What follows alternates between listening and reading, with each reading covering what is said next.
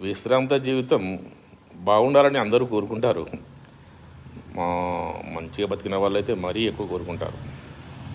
కానీ ఒక్క విషయం మాత్రం చెప్తాను. మనం మంచి స్థితిలో ఉన్నప్పుడు, యవ్వనంలో ఉన్నప్పుడు, ఉద్యోగంలో ఉన్నప్పుడు, వ్యాపారంలో ఉన్నప్పుడు మనం పిల్లల బాగోగుల గురించి బాగా ఆలోచిస్తాం. వాళ్ళకు సంపాదించి పెట్టాలని, వాళ్ళతో బంధాలను పెంచుకోవాలని, ప్రేమను పంచుకోవాలని ఎన్నో ఎన్నో ఆశలు పెట్టుకుంటాం.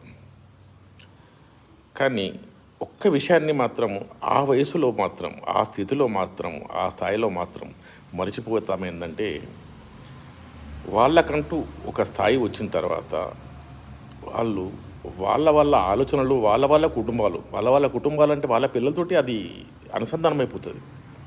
అప్పుడు మనము ఆరో ఫింగరే అది జ్ఞాపకం ఉంచుకుంటే మరీ మంచిది. అదే కదా జీవితం.